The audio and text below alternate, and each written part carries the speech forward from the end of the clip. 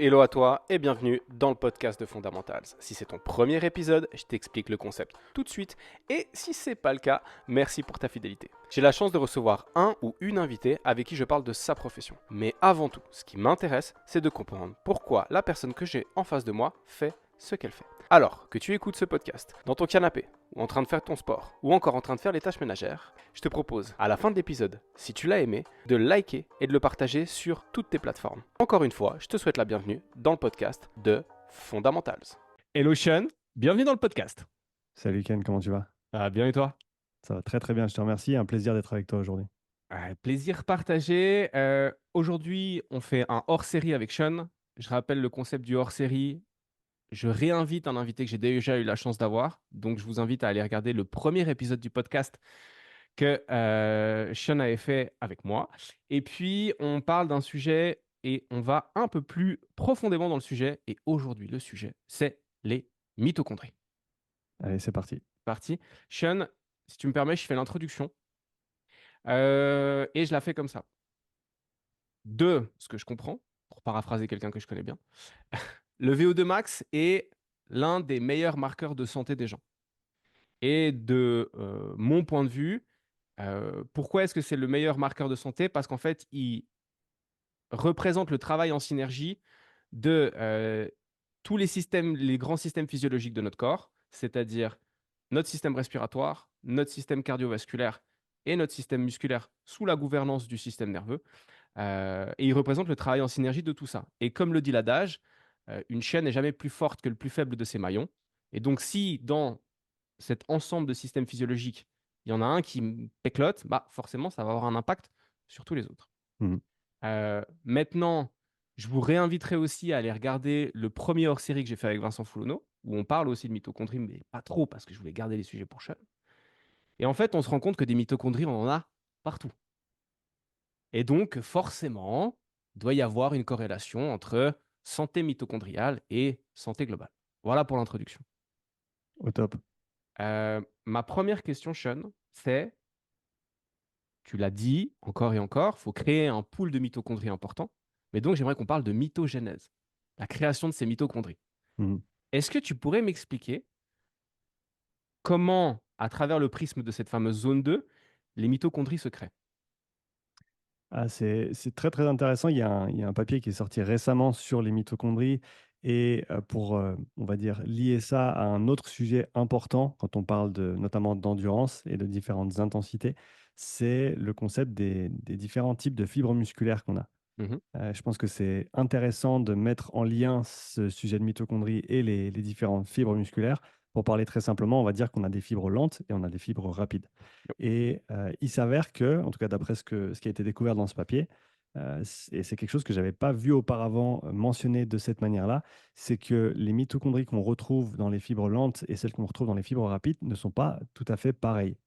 C'est-à-dire que dans les fibres lentes, on va avoir des mitochondries qui vont avoir tendance à se développer en termes de volume. Donc, on va avoir un réseau de mitochondries dans les fibres lentes qui va grandir simplement du fait de la stimulation de l'effort. Donc, en gros, si tu recrutes et que tu fatigues tes fibres lentes via la zone 2, via l'endurance à basse intensité principalement, c'est là qu'on va avoir une augmentation de ce volume, de cette capacité mitochondriale. Ok. Là où, si on parle des fibres rapides, ah bah, il s'avère que les mitochondries dans les fibres rapides, il n'y en a pas autant en termes de volume, il y en a à peu près 3 fois moins, mais il semblerait que par unité de mitochondries, eh ben, elles respirent mieux. Pour compenser en fait ce manque de volume, elles sont plus efficientes d'un point de vue de l'utilisation de l'oxygène. Ce qui fait que quand on va recruter et fatiguer ces fibres-là, notamment via les entraînements de haute et très haute intensité, eh ben, on a une amélioration de ce qu'on appelle la capacité respiratoire mitochondriale. Donc, si on veut bien la fonction de la mitochondrie en elle-même, elle va être améliorée par ce travail de très haute intensité, simplement parce que c'est comme ça que les fibres rapides s'adaptent à l'effort. Donc, les fibres lentes, elles s'adaptent par une croissance du volume de la capacité mitochondriale, là où les fibres rapides vont s'adapter en augmentant la capacité respiratoire du peu de mitochondries qu'elles ont à disposition. Je t'ai Ça pas perdu simplifie le encore? truc, c'est bien. Ouais. Non, non, je t'ai pas perdu, je résume. Quand on fait du cardio basse intensité, on augmente le pool de mitochondries, donc la quantité de mitochondries. Et quand on fait du cardio haute intensité, les mitochondries présentes développent leur efficience à répondre à la demande. Exactement. Si on OK. prend si on prend l'analogie de l'usine à chaussures, donc pour produire plus de chaussures, on peut soit avoir plus d'ouvriers, soit produire plus de chaussures par jour, Mmh. et par ouvrier. Et donc si on veut bien, les fibres, le développement de la basse intensité, il va cibler à avoir plus d'ouvriers pour pouvoir faire plus de chaussures. Là où la haute intensité, eh ben, on va plutôt viser à accélérer le travail des ouvriers pour qu'ils puissent produire, pour que chaque ouvrier déjà présent puisse produire plus de chaussures par unité de temps. C'est un petit peu ça OK. l'analogie. Hem, moi, la question, en fait, que je me pose, alors je vois bien ça dans l'absolu et puis, il y a j'ai une inconnue avec un grand point d'interrogation quand je réfléchis à ça. Les mitochondries ont pas le même ADN que la cellule dans laquelle ils sont, c'est juste? C'est juste. À partir de là, pour que notre corps, refasse des nouvelles cellules, il va piocher dans des cellules souches qu'il va Mmh. ensuite transformer et adapter aux besoins de la cellule qu'il a envie de créer. Mais comment est-ce qu'on crée de nouvelles mitochondries? Comment elles sont au final, est-ce qu'on va piocher dans ces cellules souches qui sont présentes ou, comment elles se développent? De ce que je comprends, il y a un lien assez fort entre la mitochondrie en elle-même et son ADN Mmh. et le noyau de la cellule. OK. Parce que, bah, c'est une relation symbiotique. C'est-à-dire que, il y a certains, mécanismes de biogénèse, de réplication qui vont être, si tu veux bien, le témoin va être passé à la cellule parce que c'est la cellule qui va pouvoir produire certaines protéines, qui va pouvoir, utiliser certaines fonctions. Mais ensuite, il y a l'aspect forcément respiratoire de la mitochondrie et d'autres éléments qui, elles, vont rester sur le côté de la mitochondrie. Donc si tu veux OK. bien, la mitochondrie, elle partage un petit peu ses tâches avec la cellule et vice-versa, vu que la cellule ne peut pas vivre sans la mitochondrie et la mitochondrie ne peut pas vivre sans la cellule. Donc il y a un split des tâches. Je ne saurais pas dire exactement Mmh. quelle tâche passe à qui, OK. mais ça fonctionne vraiment ensemble. D'accord. Tu disais avant qu'il y a des mitochondries partout. Si on veut être technique, il y a une cellule qu'on connaît qui n'a pas de mitochondries, c'est les globules rouges. On ne Ouais. sait pas pourquoi, mais autrement, toutes les cellules ont des mitochondries. Donc ces choses-là vont de pair. Quand tu crées de nouvelles cellules, tu as déjà en gros le matériel pour les mitochondries qui est là. Mmh. Et pour ce qui est de la réplication, donc pour revenir à ce que je disais avant, il semblerait qu'avec la basse intensité, on va, si on imagine les mitochondries comme un réseau de tuyauterie, si on veut bien, eh ben, on va rajouter des tuyaux. On va faire en Mmh. sorte que le réseau il s'agrandisse et c'est comme ça que les mitochondries se multiplient, si on veut bien. Alors que pour la très haute intensité, il semblerait que, en gros, le corps va se débarrasser des bouts de la fin du tuyau, parce qu'en général, c'est là que le matériel génétique défectueux, il est stocké. OK. C'est-à-dire qu'on veut qu'au milieu de la mitochondrie, ce soit le plus sain possible et le corps fait bien les choses et va pousser en fait les éléments qui sont peut-être défectueux vers les bords et le fait de s'entraîner à très haute intensité va en gros te permettre de couper, c'est la mitophagie, donc le fait Mmh. de détruire ses propres mitochondries ou un petit morceau de la mitochondrie, notamment le petit morceau qui contient les éléments défectueux, ce qui, permettrait ensuite au reste de la mitochondrie de mieux respirer. Donc c'est le processus tel que je le comprends actuellement. OK, c'est une dinguerie. Avant de continuer sur cette partie technique, moi je trouve fascinant. D'ailleurs, initialement quand j'ai commencé mes formations dans le domaine du fitness, je préférais l'anatomie à la physiologie parce que, ça répondait plus à mon esprit cartésien et je pense Mmh. que aussi, je me le disais pas, mais c'était plus facile à apprendre parce que c'était du par cœur, alors que la physiologie, c'est beaucoup plus de compréhension des différents systèmes. Mmh. Et surtout quand tu essaies de les faire corréler les uns avec les autres. Et au final, maintenant, 10 ans après, je trouve la physiologie tellement fascinante. Mais avant de continuer là-dessus, c'est à quel moment que tu découvres cette mitochondrie? Dans quel contexte? Tu vois? C'est dans quel contexte Sean rencontre la mitochondrie? Et il y a cette espèce de truc où tu te dis: «Waouh, c'est Heu, fou!» ouais, c'est une bonne question. Ben, en gros, c'était, quand j'étais en train d'essayer de comprendre le fonctionnement des différentes filières et des différents, on va dire, modes de resynthèse de l'ATP, parce que c'est Mmh. vraiment ça le nerf de la guerre, hein, c'est transformer l'ADP en ATP pour pouvoir le réutiliser. L'ATP, c'est comme une petite batterie. Chaque molécule d'ATP, c'est une batterie qui a un petit peu d'énergie et lorsque tu vas la dégrader, la casser, tu vas enlever un P parce qu'en gros, adénosine triphosphate, donc il y a une molécule d'adénosine avec trois atomes de phosphate qui sont collés. Et quand tu vas venir dégrader cette molécule, tu vas enlever un P. Mhm. Donc, tu vas te retrouver avec un ADP, adénosine diphosphate, et un phosphate inorganique. Et c'est dans les liens chimiques entre ces différents atomes que l'on va avoir l'énergie qui va ensuite alimenter les contractions musculaires, les différents processus cellulaires, etc. Mhm. Euh, et donc, j'étais en train d'essayer de comprendre comment étaient liées en fait toutes ces filières, la filière dite anaérobie lactique, celle de la phosphocréatine, celle que certains appellent encore la filière anaérobie lactique, donc la glycolyse, la Mhm. dégradation des sucres. Et ensuite, là où tout se passe, en fait, c'est dans la mitochondrie. Et ce que j'ai découvert au travers de mes recherches, c'est que tu peux pas avoir les uns sans les autres. C'est-à-dire que toutes les filières fonctionnent ensemble. Et ça, on le sait. Maintenant, on sait que en dessous de 150 millisecondes, dès le moment qu'on on contracte un muscle, on effectue un effort, on a toutes les filières qui sont entre guillemets engagées et que pour se recycler, les différents éléments, que ce soit au niveau de la phosphocréatine, au niveau de la glycolyse, tout passe par la case mitochondrie à un moment donné. On ne Ok. peut pas faire sans. Si on n'avait pas de mitochondrie, eh ben, on pourrait utiliser le petit stock de phosphocréatine qu'on a à disposition, mais une fois qu'il est vide, il n'y a plus rien. On ne peut pas le resynthétiser sans l'oxygène. Donc ça s'arrête. Et pour la glycolyse, ben, si tu n'as pas la mitochondrie pour recycler le pyruvate, le lactate et ce qui sort de la glycolyse, ben, pareil, ça ne va pas fonctionner très très longtemps parce que tu ne vas pas pouvoir rétablir l'équilibre acide-base dans la cellule et tes processus ils vont s'arrêter. Ok. Ok. Donc en fait, tout doit passer par la case mitochondrie et c'est dans ce contexte-là que je l'ai découvert, si tu veux bien, Mhm. et que j'ai commencé à creuser le truc parce que je me suis rendu compte que invariablement, il faut passer par la case mitochondrie à un moment donné si on veut avoir des processus qui vont être continus dans le temps.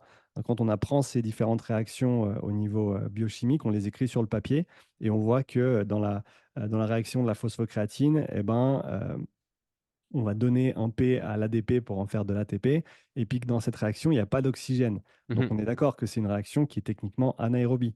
Il n'y a Oui. pas d'oxygène impliqué.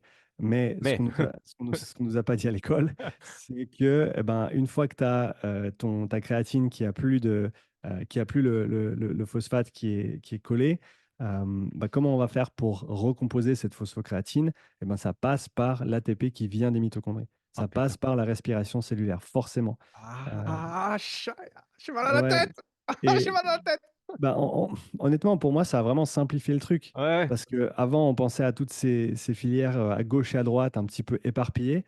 Alors que non, en fait, toutes ces choses-là se passent dans la cellule, Ok. dans la fibre musculaire en elle-même.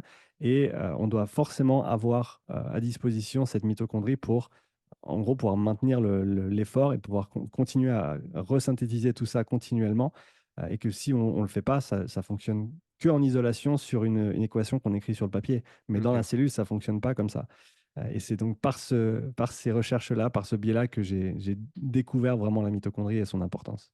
Ok. Donc en fait, on est en termes de filière énergétique, plus du tout sur le modèle où la mitochondrie n'est responsable que de la fabrication de l'ATP dans la filière énergétique aérobie, mais où elle va en fait être présente dans sa, elle va être responsable d'une manière ou d'une autre du fonctionnement de toutes les filières énergétiques. Exactement. C'est une dinguerie. Euh, j'ai fait un podcast avec Didier Rice et il parlait d'un papier où il avait lu qu'on avait aussi en fait des mitochondries qui étaient circulantes. OK. Des mitochondries qui étaient circulantes et qu'en fait on retrouvait soit des mitochondries entières, soit partielles dans le flux sanguin. Est-ce que c'est quelque chose que tu as déjà pu voir, quelque chose que tu as déjà pu lire ou pas du tout? Non, pas encore. Ça Ok. m'intéresserait d'avoir la ref La après ref, le podcast volontiers. Ouais, je vais la demander à Didier pour que je puisse te l'envoyer. super. Euh, ok, donc on a des mitochondries dans toutes les cellules, hormis dans les globules rouges. Si vous avez envie d'aller un petit peu plus loin sur pourquoi est-ce qu'en fait les mitochondries sont présentes partout et quel est leur rôle, vous pouvez aller voir. Je vous renvoie encore une fois vers le hors-série avec Vincent, parce qu'on est allé un petit peu plus loin, un peu plus loin là-dedans. Euh, Au niveau de ces filières énergétiques. Parce qu'on a tendance à voir le truc très segmenté, comme tu l'as dit au départ. Il y en a une qui fonctionne, puis ensuite on passe à un niveau d'intensité supérieur. La première s'arrête, passe le relais à l'autre, et ainsi de suite jusqu'à la dernière. Moi, je vois le truc, alors depuis que je t'écoute un peu de manière différente aussi, où elles sont recrutées les trois, hein, comme tu l'as dit, très tôt en fait dans la contraction musculaire, Mm. 120 millisecondes, c'était 150 ça? millisecondes, en dessous de 50. 150, ouais. Ouais, donc ça fait pas beaucoup. Et puis en fait, elles vont fonctionner à différents niveaux d'intensité. C'est juste? Hem, je Ou dirais pas? qu'elles fonctionnent toutes OK. dès le début de l'effort et après forcément les proportions vont varier. Une chose qu'il faut se dire, c'est que la phosphocréatine, on se dit souvent que, bah, tu l'utilises dans les premières secondes d'effort et puis après la phosphocréatine, elle reste enfin, tu as épuisé ton stock Mmh. et puis qu'elle est pas elle est plus utilisée après. La manière dont je le comprends, c'est que, ça va baisser, si tu veux le OK, on va prendre, disons la je pense qu'il faut différencier le concept de, la valeur qui est mesurable à un instant T Mmh. et ensuite le flux sous-jacent. Ce que je veux OK. dire par là, c'est que tu peux regarder une rivière et puis tu peux te dire que, ah ben, par rapport au niveau de l'eau qu'il y a sur le mur que tu vois avec tes yeux, eh ben, l'eau peut être plus ou moins haute. Donc Mmh. ça, c'est le niveau qu'on va mesurer à un instant T. Par OK. contre, ça ne te dit pas à quelle vitesse va l'eau et donc combien de litres ou de milliers de litres par minute peuvent passer dans cette rivière. D'accord. Donc, il faut différencier ces 2 éléments. Quelle est la hauteur de la rivière et quelle est la vitesse de l'eau? Parce que tu peux avoir de l'eau qui bouge à 2 km/h Mmh. et du coup, si tu comptes sur une minute, ben, tu as un certain nombre de litres qui vont passer. Par contre, si tu as une rivière qui bouge à 50 km/h, ben, forcément, tu vas avoir beaucoup plus d'eau qui passe, même Oui, si le niveau de la rivière est le même. il est identique. OK. Exactement.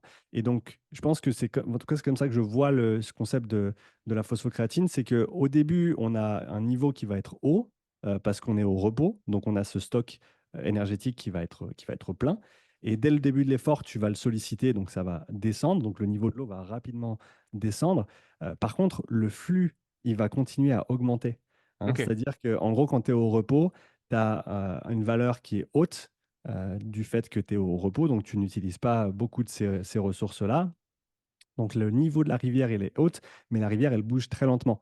Et dès que tu l'utilises, le niveau de la rivière va baisser rapidement, ce qui te donne l'illusion qu'il n'y en a plus de disponible. Mais par contre, la rivière va s'accélérer. OK. Parce que le flux sous-jacent, il continue, il continue à être réalimenté, notamment par l'ATP mitochondrial. OK. Et donc, t'as cette phosphocréatine qui est indispensable pour recomposer l'ATP et pour alimenter les contractions musculaires, et ben, même si le niveau mesuré il est bas, ça ne veut pas dire qu'il y en a plus et qu'on ne peut pas l'utiliser. On est Mmh. obligé de passer par cette case phosphocréatine. Et donc, en fait, c'est juste que le flux il a augmenté, mais que le niveau reste bas du fait qu'on l'utilise continuellement durant l'effort. OK. Donc, que ce soit pour un effort à basse intensité ou un effort à haute intensité, cette filière, elle est sollicitée de la même manière, pas de la même magnitude, on va dire, Mmh. parce que c'est simplement la vitesse de la rivière qui va changer. Et pour la, pour la glycolyse, je le vois un petit peu différemment parce que la phosphocréatine, c'est vraiment ce qu'on appelle le premier tampon énergétique ou le tampon temporel énergétique. C'est-à-dire que c'est la petite réserve qu'on a à disposition pour quand on démarre l'effort. Et après, oui, il faut mettre les autres éléments en marche, l'engrenage de la mitochondrie pour resynthétiser cette phosphocréatine et continuer à l'utiliser. La glycolyse, elle va directement alimenter en fait le processus des mitochondries parce que on prend soit du glycogène, soit du glucose, on va le décomposer, on va en retirer une petite quantité d'ATP, même si c'est une réaction qui fonctionne très très rapidement. Donc on va dire qu'on a un rendement qui est plutôt haut à ce niveau-là. Et en bout de chaîne, en fin de séquence, on a du lactate. Et Mmh. donc ce lactate, bah, il faut avoir assez de mitochondries pour le réutiliser. Sinon, on va avoir, avec le lactate et d'autres molécules qui sont produites, on va avoir une acidification du milieu cellulaire, chose qui va entraver en fait tous les processus et leur fonctionnement. Donc, on a cette glycolyse qui génère un petit peu d'ATP, qui le fait rapidement, mais ensuite, il faut savoir quoi faire avec ce lactate qui reste. Mmh. Et ben, pour réutiliser le lactate, on est obligé de passer par la case mitochondrie. Et dans ce cas-là, plus tu as de mitochondries et plus tu peux réutiliser ce lactate. D'accord. Euh, et après, si on veut même aller un cran plus loin, je Vas-y. me permets, vu qu'on est dans le, Ah, dans le, vas-y. dans le technique, il y a un concept que j'ai découvert qui est fascinant au niveau de la glycolyse, c'est que en fait, l'ADP, dans la Ouais. cellule, ça va être un des facteurs qui active la glycolyse. OK. Forcément, dans la cellule, au repos, tu as un ratio ATP-ADP qui est plutôt haut. Quand tu dis dans la cellule, tu parles par exemple d'une cellule musculaire? Ouais. OK. Donc, dans la cellule musculaire, on a un certain ratio d'ATP et d'ADP. Mmh. Forcément, au repos, tu n'as pas utilisé beaucoup d'ATP, donc tu as un ratio qui va être haut. Je Mmh. n'ai pas les chiffres en tête, Oui, mais oui. disons que tu as 10 ATP pour 2 ADP. Mhm. Mais forcément, quand tu commences à rapidement utiliser l'ATP pour effectuer les contractions musculaires, et ben, à ce moment-là, ton ratio il va changer. Tu vas avoir plus d'ADP. Oui. En fait, plus tu as d'ADP qui reste dans la cellule et que tu ne peux pas recomposer en ATP via la mitochondrie, et plus ta glycolyse va être activée. Ok, donc ça, le fait que le ratio change et que le ratio parte pour de l'ADP fait que ça envoie un signal qu'il faut mettre en route la glycolyse. Exactement. C'est Ok, c'est l'ADP qui signale l'activation de la glycolyse. d'accord. Ce qui fait que, en gros, si tu veux ne pas être trop dépendant de cette glycolyse, eh ben, tu veux faire quoi? Tu veux maximiser ton volume mitochondrial. Mhm, On revient à la mitochondrie comme l'usine à chaussures. mhm, Et l'idée étant que ben, tu as des portes pour faire rentrer les matières premières et puis tu as les portes pour faire ressortir les chaussures qui sont faites. Alors, on va prendre la chaussure étant dans ce cas-là, disons que la chaussure, c'est une molécule d'ATP mhm. recomposée, ok. Mais que les ressources qui rentrent, eh ben, on va dire, c'est la chaussure qui est décomposée, qui n'est pas encore remise ensemble, ok. Et il s'avère que ben, forcément, plus tu as de portes autour de ton usine et plus tu peux faire rentrer de matières premières et plus rapidement tu vas pouvoir créer des chaussures. Mhm. Parce que si tu n'as pas assez de portes, tu ne peux pas faire rentrer assez de matières premières. Ok. Il s'avère que ben, plus ton réseau de mitochondries est développé, plus ta surface d'échange entre le cytosol de la cellule et l'intérieur de la mitochondrie est élevée. Hein, c'est toute une histoire de gradient. Mhm. Et plus tu vas pouvoir faire passer de l'ADP dans la mitochondrie pour la transformer en ATP et la ressortir. Ok. Et donc, plus ton ratio ATP-ADP va rester en faveur de l'ATP, et donc moins tu vas activer ta glycolyse. Si on prend le cas inverse, quelqu'un qui a très peu de mitochondries disponibles, donc on a une toute petite usine, on n'a pas beaucoup de portes pour faire rentrer et sortir les marchandises, et ben, tu as l'ADP qui va s'accumuler rapidement dans la cellule du fait qu'on utilise l'ATP, hein, mais tu n'as pas assez de portes pour faire rentrer cet ADP dans la mitochondrie et la transformer en ATP et la faire ressortir. Donc, la concentration d'ADP augmente, donc la glycolyse s'active. En Ouais. gros, c'est ce cheminement c'est comme ça que les choses fonctionnent en interne. En tout cas, l'ADP, c'est un des facteurs d'activation principaux de la glycolyse. Ok. Quand on fait du cardio basse intensité ou haute intensité, est-ce que on développe le pool mitochondrial et on optimise ce pool mitochondrial dans toutes les cellules de manière assez uniforme? Oui, Ok, ouais, ouais, ça c'est la absolument. première question. Principalement dans les muscles impliqués, Ouais, mais on sait que ça a un effet aussi sur les autres groupes musculaires, sur les organes vitaux, sur le cerveau. Donc ça a vraiment des effets très très positifs sur le reste du corps aussi. d'accord. Maintenant, deuxième question qui amènera la troisième question, il faut que je l'introduise un tout petit peu, sinon je vais me perdre.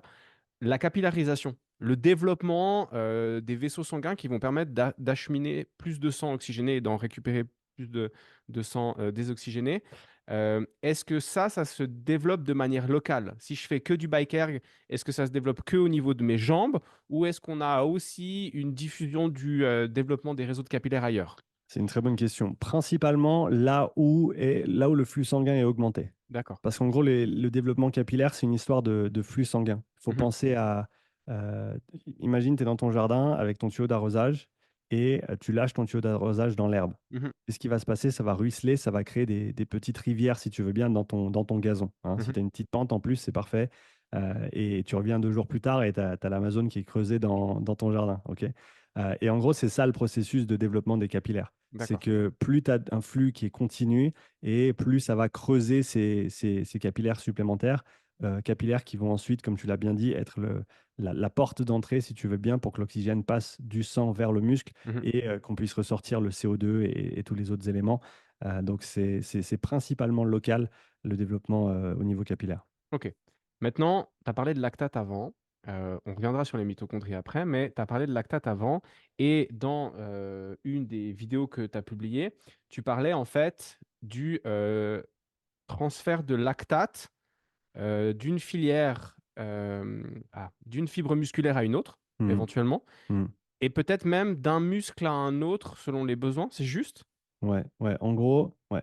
Ouais, est-ce que tu pourrais développer? En fait, ce que je me demande, moi, euh, bizarrement ou enfin voilà, intuitivement, c'est admettons que la réflexion, je vais te la faire jusqu'au bout.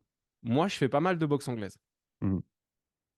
On a tendance à vouloir beaucoup travailler le haut du corps. Mhm. Et du coup, moi, je me suis dit, bon, admettons maintenant que tu travailles les jambes. Le raisonnement, il est peut-être complètement débile, hein. Je ne t'hésite pas à me dire si c'est niveau maternel, mais si je bosse bien les jambes et que je fais des grandes réserves énergétiques parce que j'ai de la musculature importante, donc je peux stocker plus de glycogène. Mhm. Ça me fait des zones de stockage de glycogène.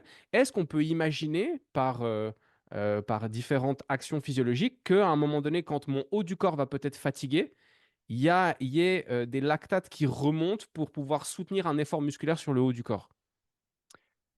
Ok, intéressant comme réflexion. Donc, pour démêler un petit peu tout ça, je pense qu'il Mhm, faut se dire déjà que quand on parle de production de lactate, au repos, mhm. les fibres lentes produisent du lactate. Ok.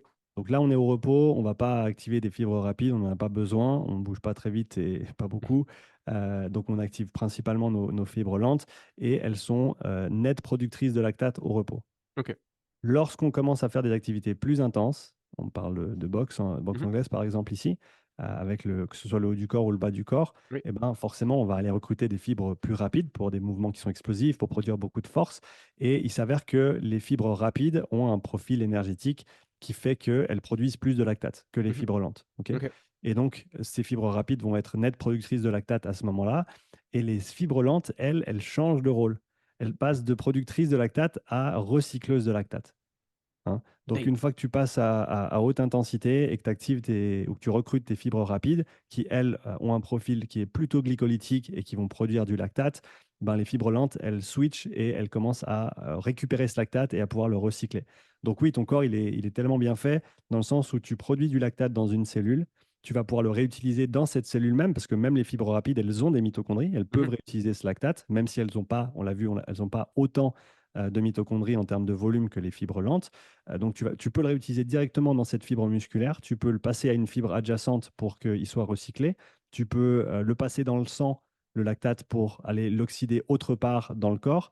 Euh, Maintenant, je ne dirais pas nécessairement que le fait de développer ton cardio via une modalité bas du corps comme le Mhm. vélo, je ne sais pas si on peut en déduire que le lactate sera transporté ensuite du bas vers le haut. Ok. Par contre, ce qui est certain, c'est que là où je vois un transfert intéressant, c'est que le travail sur vélo aura un effet non seulement local, mais aussi systémique, donc sur le cœur, sur la vasodilatation, sur simplement l'endurance globale du corps, chose qui aura un transfert et un effet positif au niveau du haut du corps également. Mhm. Hein. Les gars que j'entraîne qui font du vélo à bras, eh ben, on fait beaucoup de vélo en zone 2 et ensuite on fait plutôt de l'intensité, qu'elle soit moyenne ou haute, sur le haut du corps, parce que le meilleur moyen de travailler le cœur et l'aspect systémique du corps au complet, c'est une modalité qui va recruter beaucoup de masse musculaire et pour ça, le bas du corps sera toujours favorisé par rapport au haut du corps. Ok. Et pour revenir dans le sens de ce que tu as dit par rapport aux réserves de glycogène, donc on a beaucoup de réserves dans le foie, on a ensuite des réserves dans les différents groupes musculaires également. Il s'avère que pour développer ces réserves de glycogène, chose qui peut être faite, hein, il faut en gros aller chercher à les épuiser. Mhm. Donc il faut avoir des efforts qui sont quand même de longue durée. Donc on parle d'efforts de moyenne intensité. C'est là où on va aller solliciter un maximum de glycogène du fait de la nature de l'effort et du fait qu'on peut le maintenir dans la durée. Mhm. Parce que même si oui, on utilise beaucoup de sucre sur des efforts de haute intensité, euh, il n'y a pas assez de temps en fait pour vider tes réserves. Et forcément, le corps, il répond à la demande. Si tu vides les réserves, il va créer des réserves plus grandes pour que la prochaine fois, tu puisses faire plus. Il est Mais pas si tu as con, eu, hein. pas con. Si tu as utilisé que 30%, disons, de tes réserves de glycogène sur un effort de haute intensité, puis qu'après tu étais obligé de t'arrêter parce que tu étais fatigué, ben, ça ne va pas signaler au corps qu'il faut des réserves plus grandes. Donc, les réserves de Ok. glycogène sont, elles, améliorées principalement par le travail de moyenne intensité qui va avoir un aspect extensif.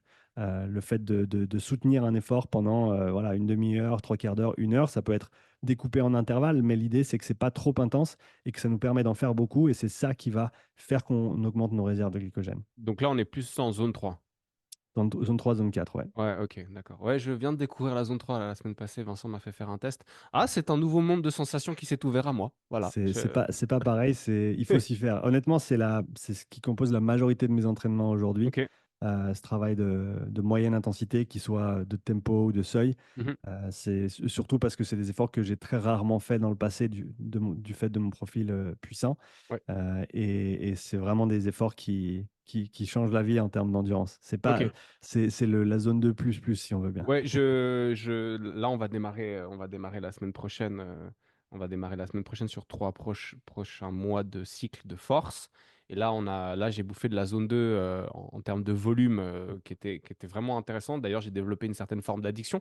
Pour te dire, quand j'ai 1 heure à tuer, au lieu de faire un Lego, je fais de la zone 2. Donc, tu vois à quel niveau on en est, hein. Merci. Qu'est-ce que tu as changé, Ken? Voilà, qui es-tu? Je ne te reconnais plus. Mais, mais ok, d'accord. Donc je vois bien ce transfert-là. Bon, ce qui met quand même en évidence de la manière dont je comprends ce que tu dis, que même si ton sport est très spécifique sur une partie de ton corps, et là on pourrait penser, bah tu vois, tu parlais du vélo à bras, je parlais de la boxe, ou enfin peu importe le sport, mais même s'il est très spécifique, Hmm. c'est quand même primordial de développer cette base globale athlétique, même si ton sport est très spécifique sur une partie de ton corps. Ouais, ouais, je suis convaincu de ça. Je suis convaincu que dans le développement général, de préparation physique générale, on se doit d'attaquer ces adaptations systémiques parce Mhm, qu'on ne peut pas juste raisonner par quel muscle j'utilise dans mon sport, quel type de mouvement j'utilise dans mon sport.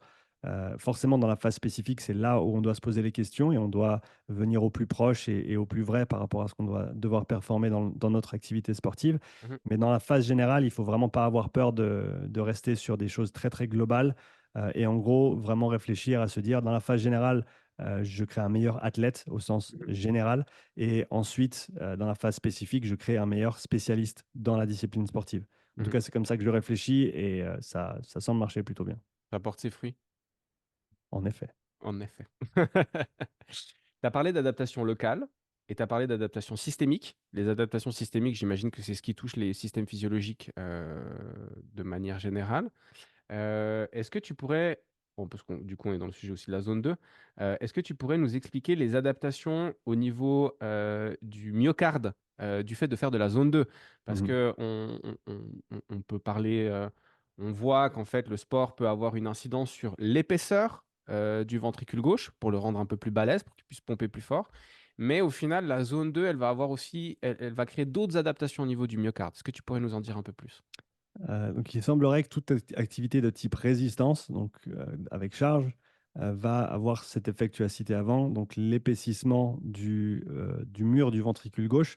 En gros, comme tu l'as bien dit, le rendre plus balèze et qu'il puisse pomper plus fort, forcément parce qu'il y a une résistance ensuite au niveau du muscle qui est contracté. Il faut se dire qu'un muscle qui est contracté, plus il est contracté fort, plus il va comprimer les vaisseaux sanguins Mhm, et donc arrêter le flux sanguin temporairement, hein, forcément.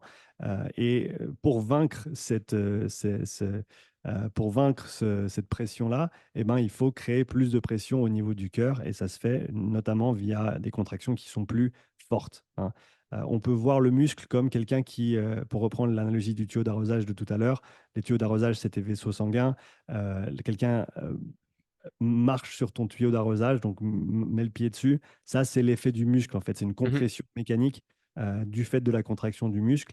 Et forcément, plus la contraction est dure et plus la contraction est forte, et plus on va avoir ce qui s'appelle une occlusion, donc le fait d'arrêter ce flux sanguin temporairement.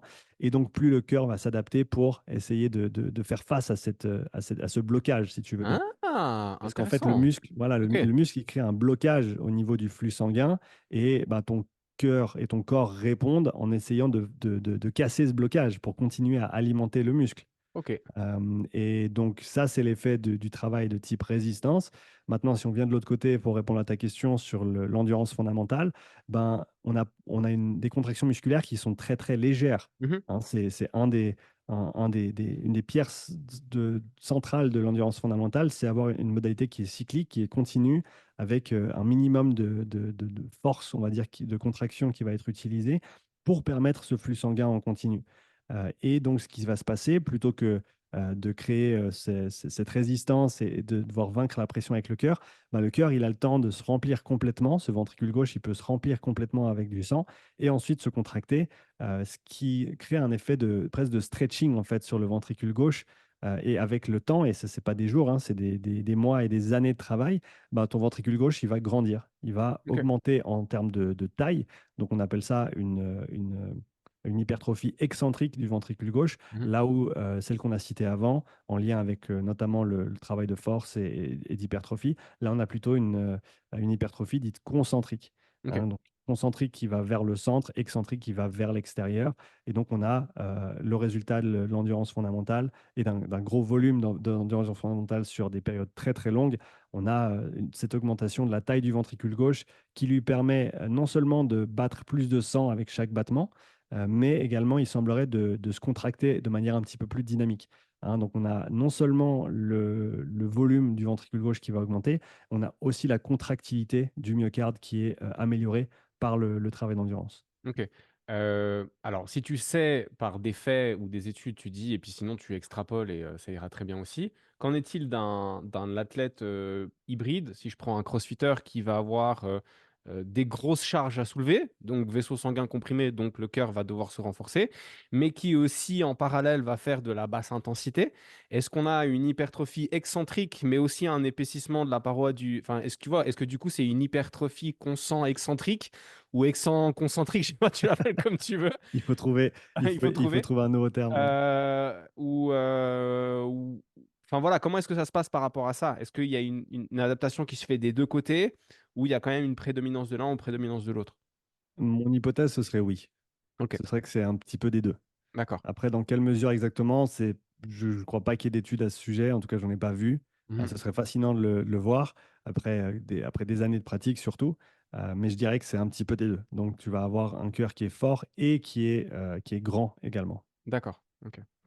Euh, Comment est-ce que le développement des mitochondries, du pool mitochondrial, à travers la basse intensité, nous permet d'être capable de tenir plus longtemps dans l'effort? Tu parles souvent dans les vidéos quand tu expliques les adaptations, l'importance, tu dis souvent ça. Travailler cette endurance fondamentale va, un, vous permettre de mieux récupérer. Donc, du coup, j'aimerais aussi des explications là-dessus, évidemment. Et puis, deux, ça va vous permettre d'être capable de maintenir un effort plus longtemps. Mm. Pourquoi? Comment? Quelles sont les raisons de tout cela, Sean? Pour faire simple, tout travail d'endurance à basse et moyenne intensité Mhm. vont avoir un effet non seulement sur le pool des mitochondries, mais notamment à moyenne intensité sur leur capacité à réutiliser un maximum de lactate. Ok.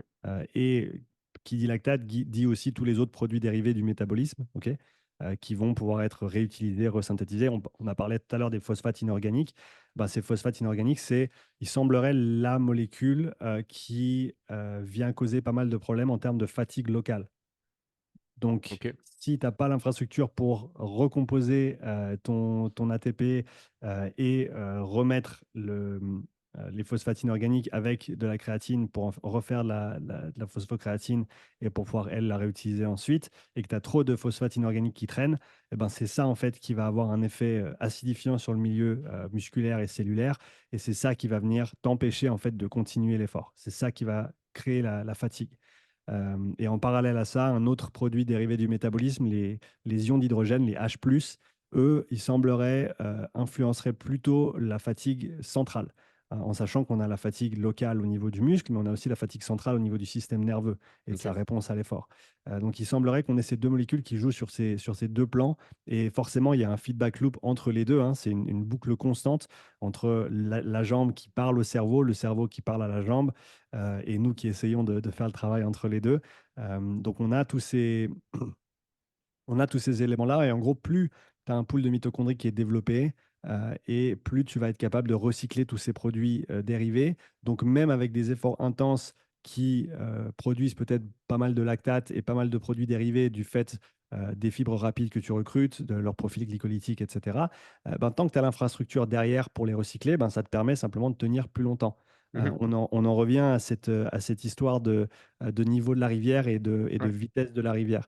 Faut vraiment le voir comme ça, en fait. Le flux énergétique, c'est pas juste un niveau qu'on mesure à un moment donné, c'est qu'est-ce qui se passe presque en sous-marin, qu'est-ce qu'on ne voit pas, en fait. Mhm. Et au final, avoir un plus grand réseau mitochondrial, pour faire simple, ça te permet d'avoir un flux énergétique qui est plus élevé. Ça te permet Ok. d'avoir une rivière qui bouge beaucoup plus vite. Ce qui fait que peu importe le niveau qu'on voit sur le mur, eh ben, on peut vraiment recycler énormément de choses, par unité de temps, ce qui fait du coup qu'on peut tenir des efforts plus intenses pendant plus longtemps. OK, donc là, c'est dans une optique de pouvoir en fait le rôle des mitochondries dans l'optique de tenir l'effort plus longtemps, ça va être de recycler tous les éléments qui vont te limiter dans le temps dans ton effort. Directement ou indirectement, c'est ça. OK, d'accord. Et puis maintenant, en quoi le fait d'avoir ce socle d'endurance fondamentale solide et épais fait que tu vas pouvoir mieux récupérer de tes efforts? Est-ce que c'est selon le même principe?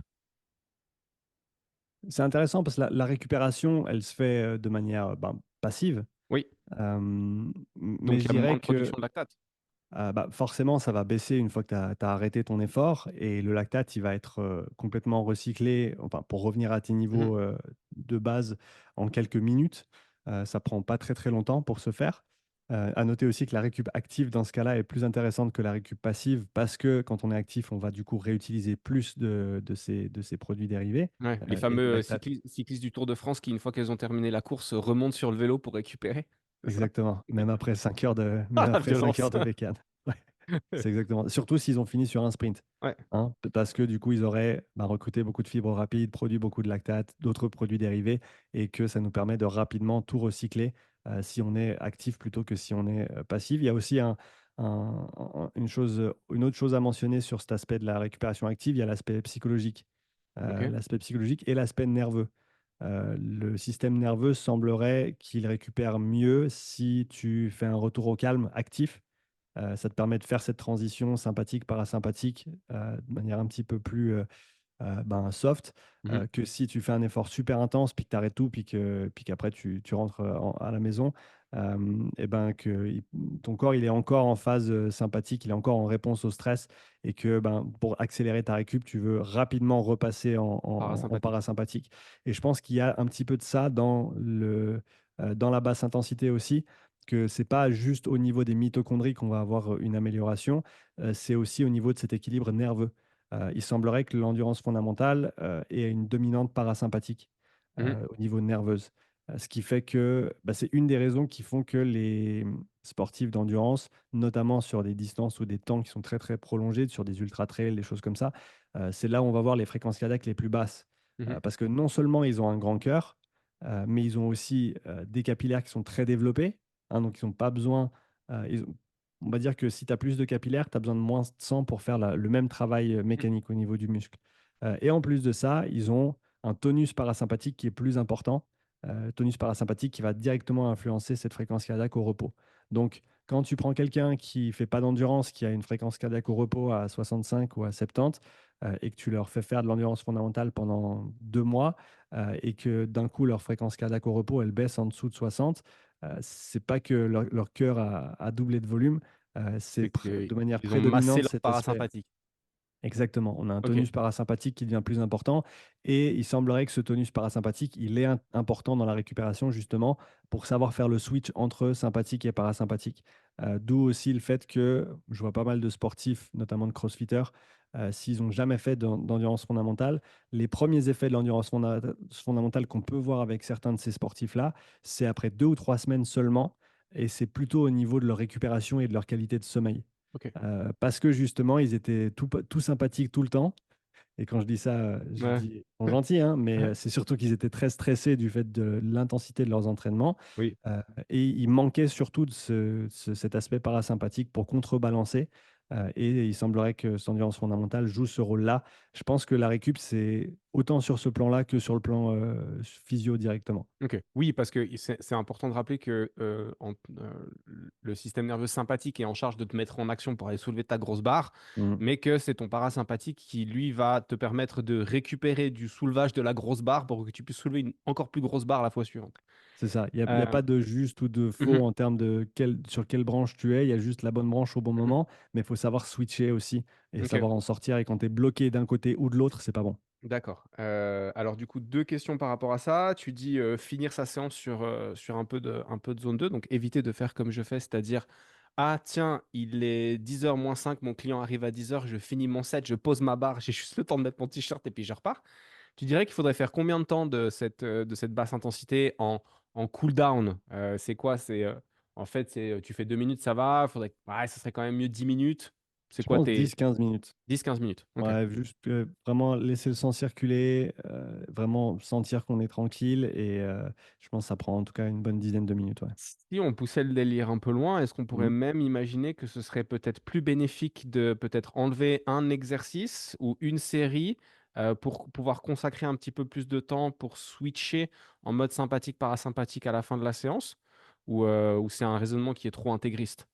Non, je sacrifierais pas nécessairement le main set ou Mmh le mh. travail de l'entraînement en lui-même.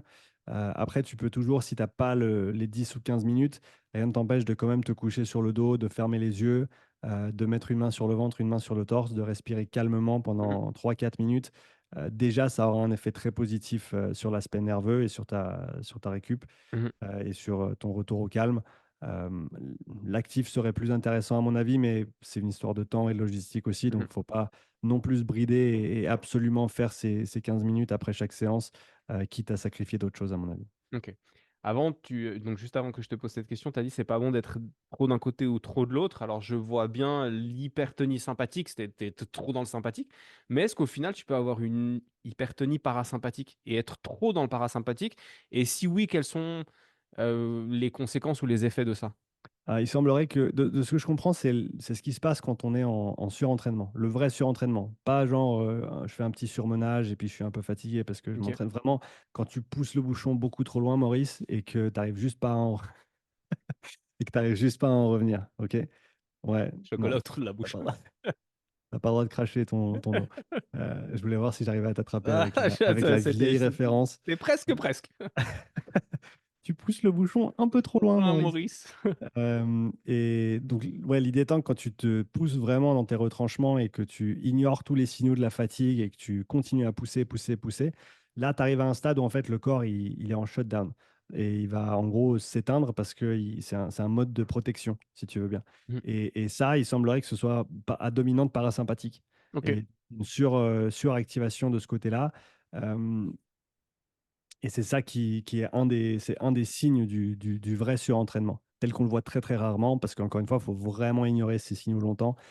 Et là, tu peux faire des dégâts au niveau hormonaux, tu peux faire des dégâts enfin, faut pas aller à ce niveau-là. Donc on pourrait même dire que, d'être trop du côté parasympathique, dans ce cas-là, c'est pire que d'être trop du côté sympathique. OK. Mais faut vraiment pousser les choses très, très loin. C'est très rare de voir ça. Mais les symptômes de ce surentraînement extrême, tu as parlé de problèmes hormonaux, mais ça se caractériserait comment? Il y a il y a un papier qui est sorti récemment sur le RED-S qui est en gros, c'est le manque de disponibilité énergétique que l'on voit, heu, assez couramment dans les sports d'endurance, notamment quand, on pousse beaucoup, on se sous-alimente et en gros, on est en sur-régime chronique avec Mmh. une sous-alimentation. J'ai plus les symptômes exacts en tête. Mmh. Déjà, c'est le fait que tu tombes souvent malade, OK. hein, le fait d'être très sensible aux infections, respiratoires. Ça, c'est, un signe précurseur de cette fatigue. Donc si tu tombes tout le temps malade, en gros, Mmh. c'est qu'il y a sûrement un souci au niveau de ta récup et plutôt au niveau de l'équilibre entre combien tu en fais et combien tu devrais en faire ou tu pourrais en faire. Mmh. Il y a ça, il y a, ça peut aller jusqu'à enfin, changement au niveau comportement, humeur, des effets négatifs au niveau de la motivation aussi, au niveau de les femmes qui perdent leur cycle menstruel également, OK. ça fait partie de, même si ça peut survenir, donc tu peux perdre ton cycle menstruel sans être en surentraînement, hein, Mmh. qu'on soit clair. Mais c'est un autre signe. Donc tu as beaucoup de dérèglements qui peuvent se faire à plein de niveaux à plein de niveaux différents, que ce soit au niveau, psychologique, physiologique, hormonaux. C'est assez grave, en fait, comme situation dans laquelle te OK. retrouver. Faut idéalement bosser avec un médecin du sport, faut faire des tests sanguins et cetera. OK. Donc, Mmh. on veut pas y arriver, mais c'était pour exemplifier un petit peu ce qui peut se passer. Enfin, dans quelle situation on retrouverait un tonus parasympathique, surdominant. Mmh. Il semblerait que ce soit là vraiment où en gros le corps il essaye de t'arrêter en coupant toutes les ressources et donc tu arrives plus à activer la branche sympathique, du fait que tu es coincé dans ce côté-là, quoi. OK. Toi, dans les athlètes que tu accompagnes, est-ce que tu t'es déjà retrouvé à un cas de surentraînement aussi extrême que ça? Non, jamais. Ok, Jamais, parce que quand ça va pas, on se pose des questions et on change avant d'aller dans le d'entraînement. mur. C'est ça. Ok. Ce qu'on a vu il y a 2 ans en arrière avec Claudia, Mhm, on était un peu trop agressif avec le volume de zone 2 par rapport à sa capacité. Et là, on voyait que ben, si elle faisait trop, on voyait que ben, toutes les 3 4 semaines, elle avait un petit rhume, elle n'était pas très bien pendant 2 3 jours. ouais. Donc ça, ce serait un des signes précurseurs qu'il faut pas ignorer. Mhm, Et quand tu as quelqu'un qui a un rythme de vie forcément qui est calé autour de l'entraînement, qui récupère bien, qui mange bien, qui a pas d'autres stress externes à gérer, mais qu'on voit des petites maladies à répétition, faut commencer à se poser la question: ou comment est-ce qu'on gère la récup? Est-ce qu'il y a assez de récup? Ou est-ce qu'on en fait un petit peu trop? d'accord. Donc, au final, la zone 2, bien qu'elle soit hyper bénéfique pour plein de choses dont on a déjà parlé, elle peut être délétère s'il y en a, il y en a trop. Bon, s'il y en a trop par rapport à ce que tu peux récupérer, Ouais. c'est toujours la question en fait. Mhm, Et ça, il faut toujours se poser la question, bah, quel est mon contexte actuel? mhm, Hein, parce qu'on se dit, ouais, mais c'est quoi le bon nombre d'heures d'entraînement dans la semaine? Ben, mhm, pour une personne, c'est peut-être 3 et pour une autre, c'est peut-être 20. mhm. Parce que ça dépend ce que tu as fait, surtout ces 6 derniers mois.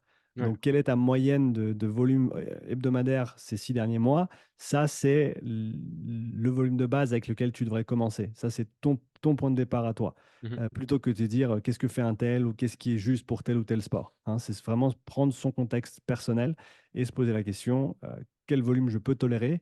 Et ben, à partir de là, on peut commencer à progresser ce volume vers le haut, s'assurer de bien décharger, périodiquement pour, permettre au corps de récupérer et de réaliser les progrès et ensuite de continuer ça. Donc il faut vraiment prêter attention à ce qu'on a fait avant, et oui, tu peux faire trop de zone 2. mhm, Tu peux, prendre quelqu'un qui s'entraîne 4 heures par semaine et puis tu lui mets, 10 heures de zone 2 en plus de ces 4 heures d'entraînement. Ben, si c'est bien possible que ça fasse trop, sur une période de 2 ou 3 semaines, simplement parce que la personne n'a pas, même si c'est de la basse intensité et même mhm. si c'est pas très fatigant, il faut quand même en récupérer. Et donc, est-ce que tu t'alimentes assez? Est-ce que tu peux récupérer Oui, assez? ne serait-ce que ça, parce qu'au final, et Ouais, moi je m'en suis rendu compte là, une semaine où j'ai dû faire 10 heures de zone 2, bah, 2 heures par jour sur 5 jours. Puis au final, bah, je mettais la montre pour voir un peu les dépenses caloriques. Bah, quand tu pédales pendant 2 heures, même si c'est pas à haute intensité, bah, à la fin, tu as quand même grillé 1000 cales.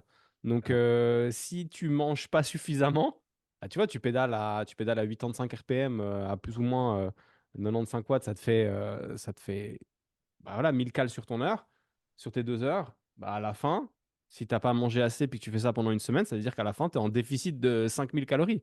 Donc exactement, oui, et puis c'est vrai que ça paraît aussi logique de dire, ben, t'as jamais soulevé une barre olympique, tu vas pas charger à 100 kilos, t'as jamais fait de zone 2, bah tu démarres pas à 10 heures semaine. Mm. exactement. Ouais, mais je vois bien je vois bien la problématique. Mais c'est vrai que cette problème d'alimentation, là, tu le disais avant, au final, le surentraînement avec une surstimulation du parasympathique, c'est rare d'y arriver. Euh, Tu te rends compte aussi du fait, et tu t'en parlais avec Nouchka, je crois, dans un podcast, où elle disait que il y a rarement de surentraînement, mais qu'au fait, c'est des stratégies alimentaires qui jouent pas. Les gens ne mangent pas assez par rapport aux efforts qu'ils doivent fournir. Ouais, donc tu je pense que c'est de pair, c'est difficile de les dissocier complètement. Il va y avoir un déficit énergétique à un moment donné Mhm, sur un surentraînement. Et donc ouais, ça fait partie de la conversation. mhm, Il faut garder ça en ligne de mire, et c'est aussi ça, c'est une des choses qu'on n'avait certainement pas assez ajusté avec Claudia à l'époque. Donc c'est possible que, en refaisant, beaucoup de volume, si elle s'alimentait assez, qu'au final ça passe. mhm. Ça, c'est des choses qu'on va devoir tester. Ok. Quand tu parles de cette zone 2, donc du développement de poule mitochondriale, tu expliques que, alors là, tu as expliqué, il y a des premières adaptations qui arrivent assez vite, hein, 2 à 3 semaines par stimulation du parasympathique. Et donc, le fait que la FC, elle baisse, donc c'est pas le cœur qui s'est adapté, mais c'est parce que le parasympathique l'a stimulé. Tu dis il faut 8 à 12 semaines pour voir les premières adaptations se Mmh. faire. Pourquoi, euh, pourquoi est-ce que ça prend autant de temps, en fait? Et par là, ma question, c'est qu'est-ce qui se passe dans le corps qui fait qu'il y a un délai de 8 à 12 semaines, hein, c'est pas anodin, entre je commence à m'entraîner et j'ai les premières adaptations qui se font. Mmh. Ben, concrètement, sur la basse intensité, on a parlé de ce qui se passe. On a plus de mitochondries, on a plus de capillaires, on Mmh. a une meilleure vasodilatation métabolique, on a un plus grand cœur. Mais ça, c'est tous des changements structurels, en fait. Mmh. Et c'est ça qui fait que ça prend beaucoup de temps. C'est que D'accord. c'est littéral, tu changes la composition de tes fibres musculaires et de OK. toutes tes cellules. Hein, le réseau mitochondrial dans une personne sédentaire, c'est entre 3 et 4 du volume cellulaire. OK. Et chez une personne hautement entraînée en endurance, type ski de fond, Mmh. ça va être pas loin de 10. Ouais. Donc on peut doubler, voire tripler le volume mitochondrial dans nos cellules. Mais ça prend énormément de temps d'entraînement. Et donc même quand tu démarres au début, ben, pour changer la structure de tes cellules, eh ben, ça va prendre beaucoup d'énergie et beaucoup de temps. Mmh. En tout cas, c'est comme ça que je le comprends. Ça prend du temps du fait que c'est des changements structurels voilà, qui nécessitent simplement ce laps de temps pour se manifester. OK, oui, c'est que enfin, tu dois construire un nouveau bâtiment, ou Ouais, tu voilà. dois construire un mur, bah, tu as besoin de faire ton béton, d'attendre que ça sèche et donc là, ce serait dans l'idée, ce serait pareil? Exactement, c'est ouais, c'est en gros, tu dois agrandir ton usine à chaussures, Mmh. et donc ça prend pas 2 jours parce qu'il faut casser des murs, faut en refaire d'autres, faut agrandir le truc, faut avoir plus de stations de travail, il faut, augmenter forcément tous les canaux d'alimentation pour, les matières premières et Mmh. cetera. Donc voilà, c'est ça qui va prendre du temps. OK, d'accord. Je je vois. Sur les prises en charge, parce que je sais que tu suis avec les stats des athlètes. D'ailleurs, c'est le seul moyen de voir la progression, sinon, tu peux pas y aller, au pif. C'est quoi, en termes de chiffres, la progression la plus hallucinante que tu aies pu voir en incorporant ce cardio basse intensité?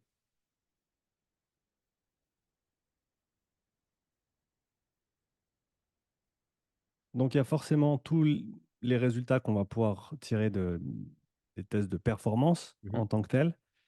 Moi, ce qui me fait toujours halluciner, c'est à quel point la fréquence cardiaque peut baisser, rapidement pour une intensité donnée avec, 8 à 12 semaines d'entraînement et c'est pas j'ai pas vraiment de cas d'études qui sont isolés sur la basse intensité parce que la basse, c'est un élément du plan d'entraînement, Bien mais sûr. c'est pas le seul. Donc c'est difficile pour moi de différencier la basse des autres parce que quand j'écris un programme, j'écris pas juste de la basse intensité. Mmh. Donc il faut dire que ça vient des adaptations globales de l'endurance. Mais ouais, moi, ce qui m'hallucine toujours, c'est que en 2 à 3 mois de travail, on peut littéralement enlever 10 battements par minute à toute intensité, Wow. simplement du fait avec trois à 4 séances d'endurance dans la semaine. Ouais, Et voilà, c'est un changement qui est quand même assez drastique, et c'est énorme. qui se manifeste de manière très, très claire. C'est pas juste, faut vraiment chercher et tout. Non, c'est tu mets ton cardio-fréquence-mètre et aujourd'hui, peut-être que disons que tu fais, 20 minutes à, je sais pas, 200 watts et puis que c'est du RPE 6, et puis que tu es à 145 BPM, ben, dans 8 semaines, 12 semaines, tu refais exactement le même effort, 20 minutes à 200 watts, c'est un RPE 4,5 et puis tu as, peut-être 10-15 battements plus bas. Mmh. Et ça, c'est assez flagrant, en fait, quand ça se passe. Et je dirais qu'au-delà, pour ceux qui ont juste amélioré ou juste ajouté l'endurance fondamentale dans leur routine sans suivre un programme structuré d'endurance, les retours que j'ai le plus, c'est vraiment vis-à-vis de l'endurance musculaire, la récupération, la capacité de travail, tout simplement, combien d'entraînements ils arrivent à assimiler. C'est là où on voit les plus grands effets. Et c'est ce qui est pas toujours facile parce que c'est pas le plus simple à quantifier, Mmh. hein. C'est vraiment subjectif, même si ça a beaucoup de valeur à mes yeux, D'où l'échelle de perception subjective de l'effort? d'où le RPE. D'où le RPE?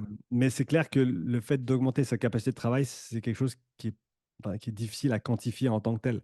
Mmh. L'athlète sait que, ben, par rapport à 3 mois en arrière, je peux m'entraîner plus, je récupère mieux, je suis moins fatigué le jeudi, vendredi, samedi, à la fin de ma semaine d'entraînement. Mais c'est pas toujours le plus simple à quantifier en tant que tel. Mmh. OK. Ça, c'est donc cette programmation d'entraînement d'endurance, c'est ce que tu proposes aux gens qui sont en train de te suivre actuellement, Mmh. dans ce cursus de formation que tu as mis en place, c'est juste? Donc c'est plutôt sur le suivi des athlètes que Des j'ai athlètes. en one-to-one. Ok. J'en ai assez peu au final, Mhm. parce que ça prend du temps pour faire du suivi individuel bien. Oui, Et je veux me dédier à 100% sur les personnes que je suis.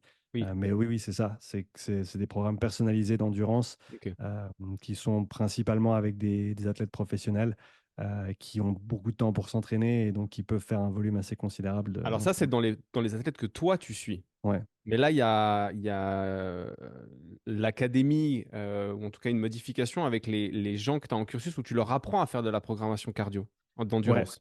ouais, Ok, là, exactement. Ouais. Là, c'est ok. le mastermind endurance avec Voilà, une c'est le trentaine de mastermind, c'était coachs. le nom que j'avais oublié.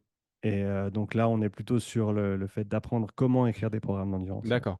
Et tu vois que ça mind blow les gens que tu as dans ce mastermind, ce que tu leur apportes, parce que au final, on voit beaucoup de choses. Quand on regarde les réseaux sociaux, on voit que de la haute intensité, que de la haute intensité, que de la haute intensité. Toi, tu arrives, tu dis, bon, les gars, maintenant, on va se calmer un petit peu. Hein, c'est pas où, mais c'est est. Est-ce que tu vois que tu retournes le cerveau de plusieurs personnes avec cette manière, cette approche-là? Je sais pas si retourner le cerveau, c'est le bon terme Ok. ou celui que j'utiliserais. Euh, je pense que pour moi, l'objectif avec ce mastermind, c'est de faire sens des choses et Mhm. que les gens aient une base de compréhension qui soit simple et cohérente. Ok. Donc, on a commencé le mastermind en première semaine avec de la théorie, en parlant de filières, en parlant notamment des seuils, des domaines d'intensité, parce qu'à mon avis, c'est là-dessus que tout repose en fait. Une fois que tu as compris qu'il y a la basse, la moyenne, la haute et la très haute intensité, tu comprends comment départager ces différents domaines, que tu comprends les différents effets que ces intensités ont sur le corps, Mhm. autant sur un instant T que sur un développement chronique et des adaptations via l'entraînement. À partir de là, tu peux commencer à raisonner et comprendre comment écrire une prog d'endurance. Ok. Euh, Quand moi j'avais commencé, je me rappelle que alors, je pensais bien comprendre les concepts de filière, etc. Mais au final, par rapport à aujourd'hui, j'avais, si tu veux, une compréhension qui était très segmentée. Mhm. Et il y avait vraiment des zones d'ombre où j'arrivais pas à mettre les choses en lien. Là, ce que j'essaie vraiment de faire, c'est d'offrir aux coachs une vision globale de l'endurance qui leur permette ensuite de raisonner, peu importe la personne qu'ils ont en face d'eux, peu importe le contexte, peu importe la phase d'entraînement, peu importe le moment de la saison, les forces, les faiblesses de la personne en question, et de savoir se dire, voilà, quels entraînements je vais utiliser, quelle distribution d'intensité je vais utiliser, quelle modalité, quel format de séance, quel RPE. C'est vraiment ça, en fait, l'objectif du mastermind, c'est savoir réfléchir à la programmation de l'endurance avec une vision globale qui est claire et qui est D'accord. simple. Ok. À mon avis, ça n'a pas vraiment besoin d'être très, très compliqué. D'ailleurs, on a un call tous les dimanches soirs. Et hier soir, j'ai fait une petite démo de comment moi je réfléchis à écrire une programmation sur 12 semaines, par exemple, pour une personne donnée. Et c'est quelque chose qui prend, bah, forcément, j'ai les années de métier, mais sur la réflexion, c'est quelque chose qui prend, voilà, qui prend 10 minutes. Mhm. Après, oui, ça prend un petit peu plus de temps pour les formats de séance, le nombre d'intervalles, etc. On peut aller plus dans le détail. Mais vraiment, pour la réflexion globale, c'est pas quelque chose de compliqué. Il y a des questions très très simples à se poser. Et si tu sais quelles questions te poser, tu sais ensuite comment les mettre en application sur le terrain. Ok. Là, comme ça, à chaud, tu aurais un exemple de deux questions que tu te poses systématiquement pour pouvoir faire la programmation de quelqu'un? Ouais, donc quel sportif? Mhm. Qu'est-ce qu'on a comme profil? Est-ce que c'est un profil endurant puissant? Qu'est-ce qu'on a comme antécédent athlétique? Donc, Mhm. qu'est-ce qu'ils ont fait comme sport dans leur jeunesse ou dans leur passé? Ce qui va nous aider à déterminer avec ces deux versants-là pourquoi ils sont faits et qu'est-ce qui leur manque dans leur développement. Déjà, là, tu as la réponse sur ce qu'ils ont fait ces 3 derniers mois, ce qu'ils ont besoin de développer en priorité, Mhm. et tu peux déjà les orienter vers quelque Ok. chose de cohérent. Ouais. Contexte, Ensuite, contexte, contexte. contexte. La suite, c'est pareil. C'est quel sport ils effectuent, quelles sont les demandes du sport, quelles sont les intensités spécifiques au sport, quelles sont les intensités générales vis-à-vis du sport, quelle est la modalité employée dans le sport. Est-ce que c'est de la Mhm. course? Est-ce que c'est du vélo? Est-ce que c'est autre chose? Et déjà, à partir de là, on peut faire tous nos choix sur qu'est-ce qu'on va utiliser. Et après, c'est simplement quelle distribution je vais utiliser. Est-ce que je vais avoir de la basse et de la haute intensité? Est-ce que je vais avoir de la basse et de la moyenne intensité? Est-ce que je vais avoir que de la basse intensité? Est-ce que je vais avoir un petit peu des trois? Comment je vais l'agencer dans la semaine? Combien de séances j'ai à disposition? Quel matériel j'ai à disposition? Mais comme tu l'as dit, c'est tout à faire avec le contexte. Une Mhm. fois que tu as compris les principes et que tu as compris la base, c'est vraiment comprendre le contexte et donner les meilleurs éléments pour le contexte actuel. D'accord. Aujourd'hui, pour ce mastermind, est-ce que c'est un groupe d'élèves fixe ou est-ce qu'il y a des gens qui rentrent en cours de route? Non, ils ont tous commencé en même temps. On a commencé fin juillet cette année. Mhm, L'idée, c'est de recommencer un autre mastermind l'an prochain à partir de juin, faire mhm, juin, juillet, août. Donc tout le monde commence en même temps. Chaque semaine, il y a un module théorique mhm, avec de la consolidation, donc des devoirs à faire. En gros, tu dois répondre à des questions que j'ai créées sur la base du matériel théorique. Il y a des exercices pratiques à faire aussi. Il y a des choses à tester, des entraînements à mettre en place, des programmes à écrire. Je leur ai dit depuis le début, vous êtes là pour apprendre à écrire des programmes, vous allez mhm. écrire des programmes. Donc, ils ont écrit déjà plusieurs programmes jusqu'à maintenant. Ils attaquent la semaine 9 Ok, aujourd'hui. Ils ont un programme à écrire pour la fin de la semaine et à m'envoyer. On va écrire d'autres programmes encore dans les 3 semaines qui viennent. L'idée, c'est vraiment de les rendre à l'aise avec cette idée de réflexion que j'ai détaillée juste avant avec les différentes questions. ok, Juste savoir se poser les bonnes questions, savoir mettre les choses sur le papier, savoir comment les organiser. C'est ça le plus dur au début, hein. On ne sait pas, voilà, est-ce qu'il faut que j'utilise plutôt ça ou plutôt ça? Quel volume d'entraînement il faut que je mette pour quelqu'un qui fait pas beaucoup de vélo ou qui en a jamais fait? C'est ça qui est difficile au départ, c'est que tu as pas de point de repère. Donc ok. l'objectif, c'est de donner un maximum de repères et donner le cadre de réflexion qui te permet de mettre ces repères en application. D'accord. Donc, pour les auditrices et les auditeurs, vous avez noté, la rentrée, c'est juin 2025 pour le prochain mastermind pour apprendre à programmer les entraînements d'endurance comme Sean. Voilà, ça c'est fait. Merci Ken. Bah, je pense pas que tu en aies besoin, mais voilà, je trouve ça cool. Euh, j'ai deux autres questions pour gentiment terminer là-dessus. C'est très dense et donc, comme je pense que peut-être certains ont fait un claquage neuronal, d'autres ont eu une crampe de dendrite. On n'ira pas trop loin.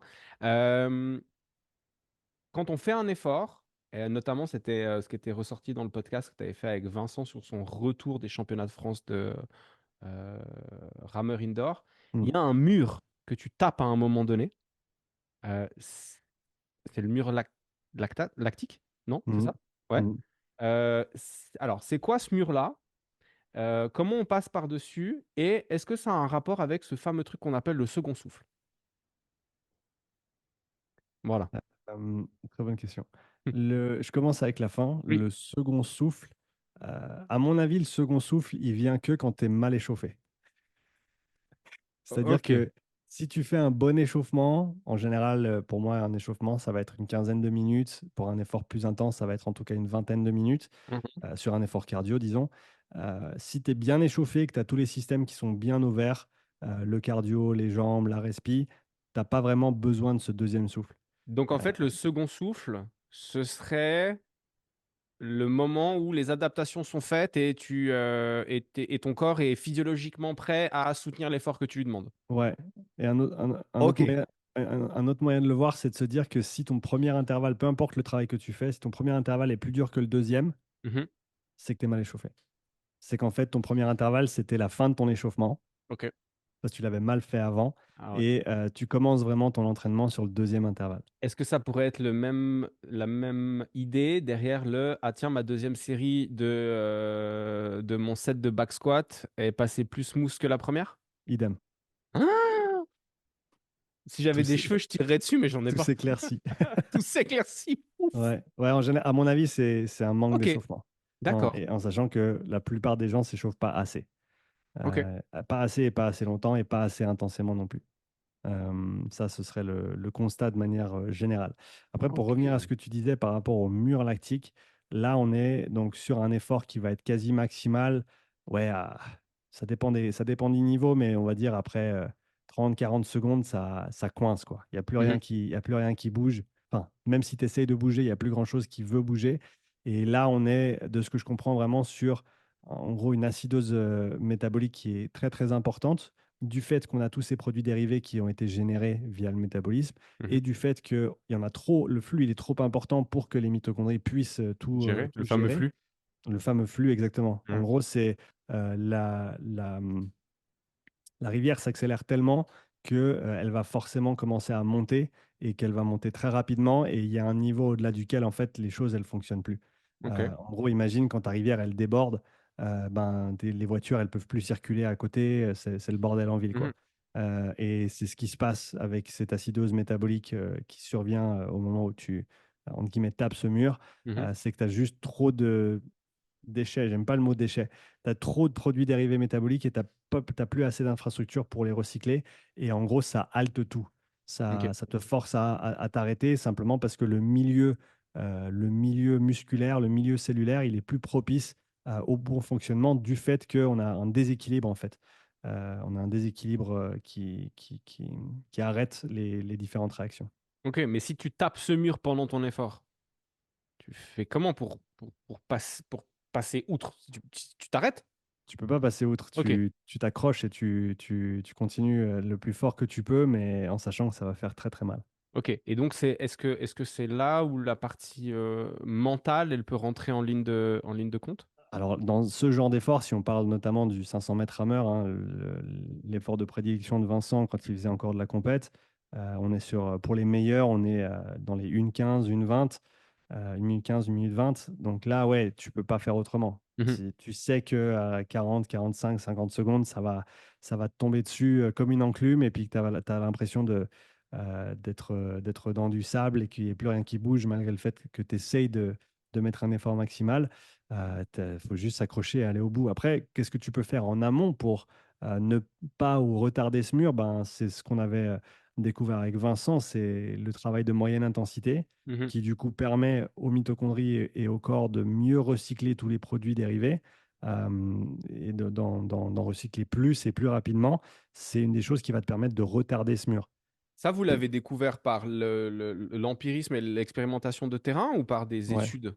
Non, non, vraiment par le fait qu'il a commencé à inclure ce travail de style tempo, seuil, Mhm. avec en plus une alimentation appropriée, donc pas mal de glucides intraséance, etc. Et il a vu une explosion de ses performances, de sa récupération et notamment de sa résistance, justement, dite lactique. Mhm.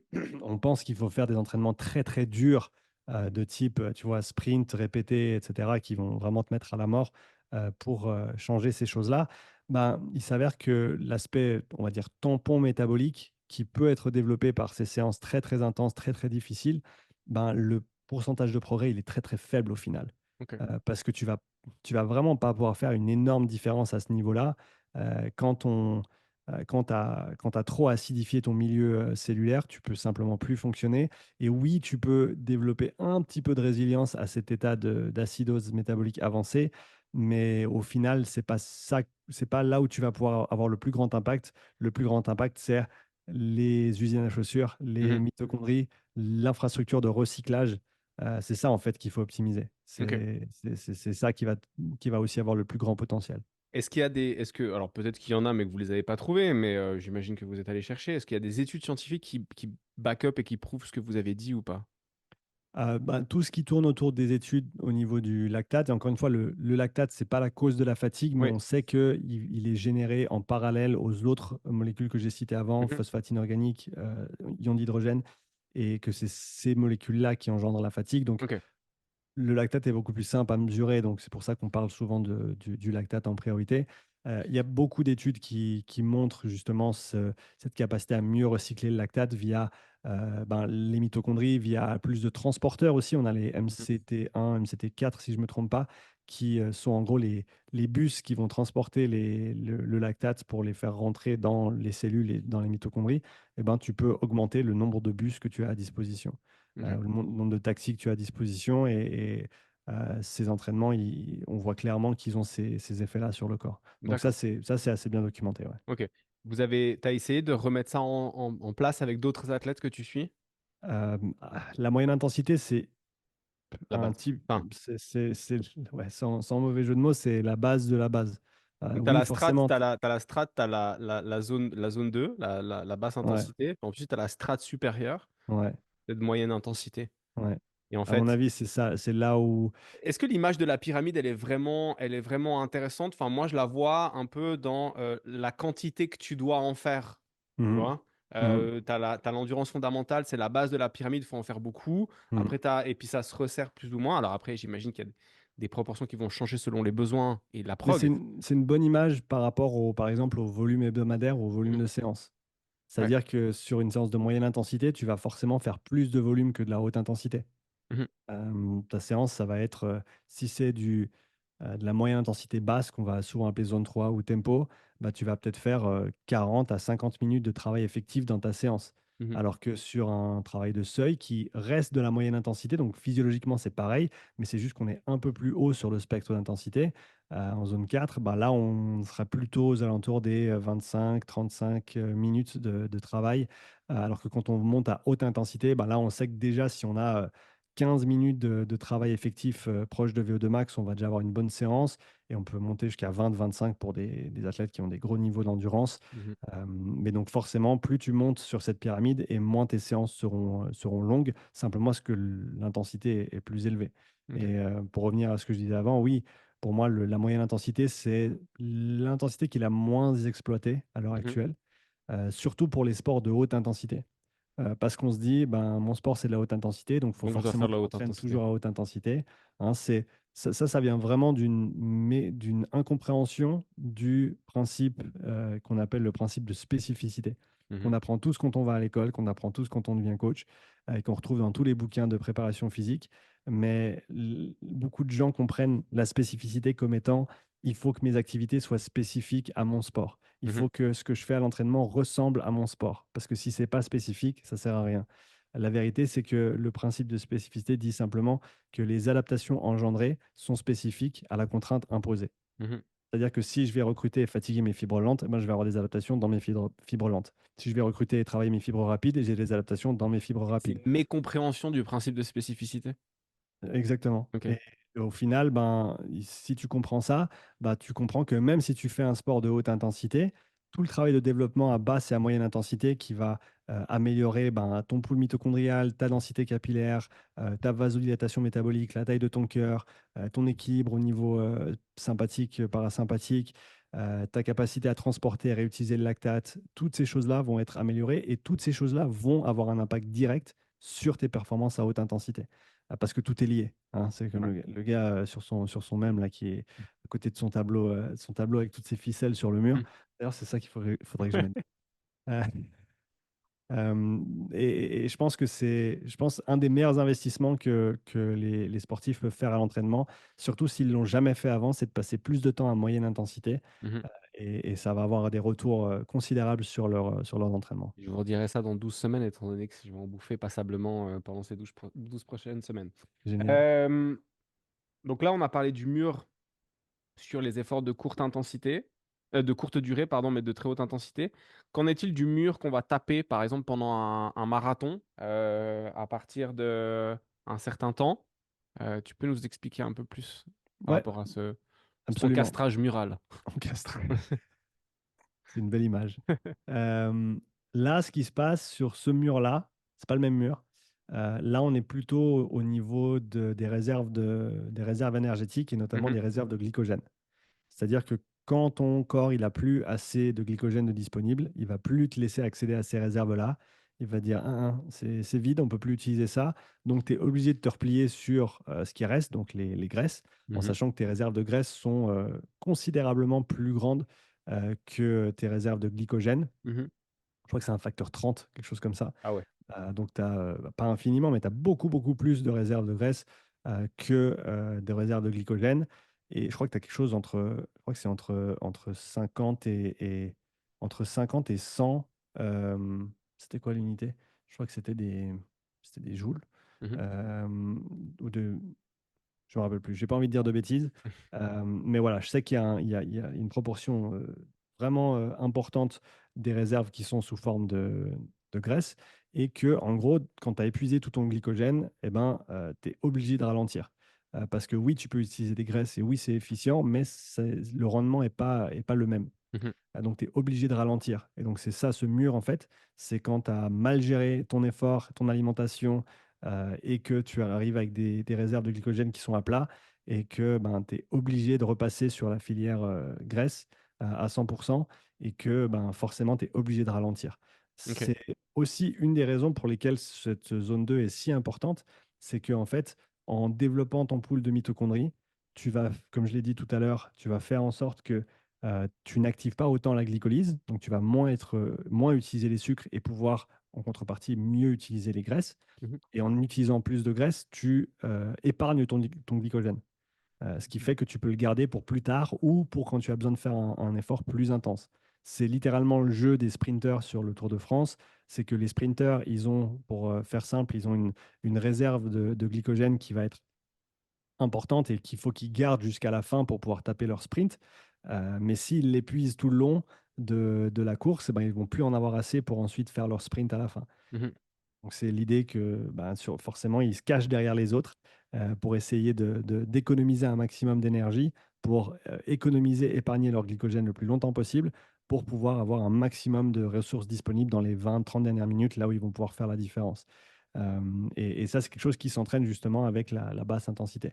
Et donc ce mur sur un marathon ou sur un autre type d'effort, c'est en général une mauvaise gestion et une mauvaise alimentation, qui font que tu arrives pas à 0-0 parce que ton corps, il te laisse pas techniquement aller 0 de glycogène, sinon Mmh. il y a plus rien qui fonctionne. Mais en gros, il y a un niveau en dessous duquel il te laisse pas aller et il te force à ralentir. OK. Quand tu dis mauvaise gestion de l'alimentation, avant l'effort et intra-workout? Ouais, ouais, OK. dans le sens où tu peux pallier à ces réserves de glycogène qui vont se réduire petit à petit en ayant une alimentation adaptée et notamment sur des efforts qui vont être de plus d'une heure et qui Mmh. vont être plus ou moins intenses. Eh ben, tu veux avoir un apport exogène de glucose. On avait parlé dans le podcast Ouais, avec Nouchka de manière assez oui. pointue, Mais parce parce que qu'au tu vas. final, le corps, il a la capacité d'aller utiliser le glucose qui va être dans le flux sanguin au lieu Exactement, d'aller chercher dans les réserves. exactement, c'est OK, exactement ça. Ouais, OK. D'où l'intérêt aussi d'avoir quelque chose qui est très rapidement assimilable. absolument. OK, magnifique. Hem, j'ai pris un peu cher là, je dois avouer quand même. Mentalement, j'ai pris un peu cher, mais j'ai demandé, hein, c'est moi qui ai invité Sean en lui Tu disant: cherches, tu «Vas-y, trouves. voilà, viens, on fait un truc technique». Hem pour conclure, déjà merci pour tout cet apport-là. Plaisir, Ken. C'était incroyable et puis quand on a organisé le podcast, en plus, tu m'as dit que ça te faisait plaisir d'aller dans un truc un peu plus technique étant donné que normalement on te dit: «Ouais, mais tu peux pas, simplifie un peu parce que voilà». Je suis content d'avoir pu laisser la technicité s'exprimer. En tout cas, c'était hyper pointu mais très compréhensible, donc merci pour ça. Hem, j'aimerais terminer sur une note un petit peu plus légère. Tu crées énormément de contenu, ça, on est tout à fait d'accord.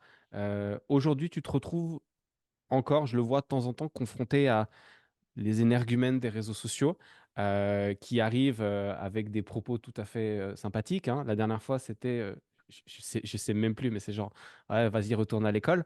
Hem Aujourd'hui, comment parce que les gens qui nous écoutent créent sûrement du contenu. Aujourd'hui, comment est-ce que tu gères ça? Comment est-ce que tu gères ça? Est-ce que tu vas à la bagarre? Est-ce que tu utilises le sarcasme? Comment tu fais pour contrer cette résistance-là par rapport à ce que tu proposes? Kill them with kindness, c'est mon motto Ah, dans ces situations-là. Donc, en général, je leur réponds avec un commentaire qui est tout à fait gentil, OK. en les remerciant du temps qu'ils ont pris pour me laisser ce commentaire. Parce qu'ils ont quand même dû prendre du temps pour taper sur un clavier pour dire des choses pas très gentilles sur quelqu'un, qui, bah, alors, à tort ou à raison, je ne sais pas, mais qui fait beaucoup de contenu sur les réseaux et qui le partage gratuitement. Après, moi, je suis toujours très, très ouvert. C'est même quelque chose que je recherche, les critiques constructives, Mmh. parce que je sais que j'ai pas raison partout Mmh. et qu'il y a plein de choses que je peux encore apprendre. Donc, j'ai aucun problème avec les retours qui viennent questionner, ben, mes raisonnements et les choses que je mets en avant. Et si les gens d'ailleurs ont des remarques à faire sur des Ça vidéos ou arrive de autres. temps en temps que tu reçoives, alors soit un commentaire, soit un DM de quelqu'un qui te dit: «Ah bah, en fait, hyper cool ce que tu proposes, je vois pas forcément ça comme ça» et puis en fait vous avez une discussion et toi tu changes un peu de position de perception? Ça m'est arrivé, mais OK, je dirais que c'est très, très rare. Je OK, dirais que c'est même encore plus rare que les quelques gens qui m'insultent sur les réseaux. OK, Et je dis ça avec un grand sourire parce que ça ne m'atteint pas du tout. ouais. Ça me fait plus rire enfin, ça me désole plus qu'autre chose pour eux, parce que Mmh. moi, ça me fait ni chaud ni froid. Et des dizaines de commentaires tous les jours que j'ai qui sont très, très Oui, positifs et oui. qui soutiennent mon travail, ils viennent facilement contrebalancer, contrecarrer ces quelques remarques négatives. Je trouve juste dommage qu'il y ait encore ce genre de choses et qui sont très ad hominem, tu vois, viennent vraiment attaquer la personne alors Mhm. que, ben voilà, si tu as quelque chose à dire, dis-le, mais dis quelque chose qui va nous aider à construire une conversation ou à apprendre quelque chose. Si j'ai tort, dis-le moi, mais dis-moi là où j'ai tort. Dire ouais, tu dis de la merde, retourne à l'école, comme tu dis. Enfin, c'est cool, mais moi, ça m'aide pas trop, quoi.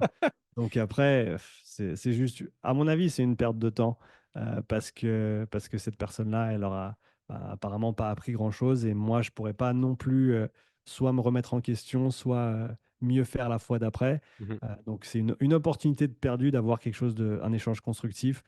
Donc ce que je souhaiterais, et encore une fois, c'est très très isolé. J'ai une proportion qui est très très faible de ce genre de commentaires. Mais si j'avais un souhait, c'était que les gens qui ont quelque chose de négatif à dire, ils le disent pour que je puisse mettre mes connaissances à jour si c'est si Mhm. nécessaire et que je puisse évoluer dans le bon sens.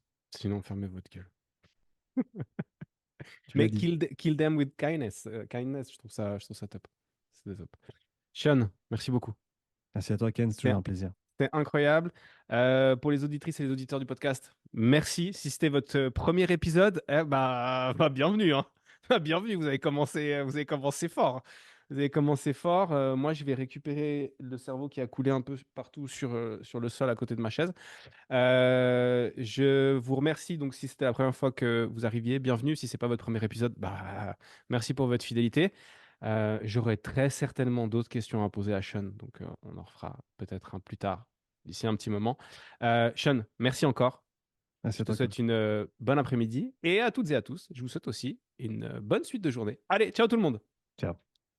Ah oui, puis évidemment, désolé, mais si vous voulez retrouver Sean, je mettrai le descriptif et les liens vers le site internet, vers le compte Instagram, vers la chaîne YouTube, vers tous les endroits où vous pouvez retrouver Sean. Allez, ciao tout le monde.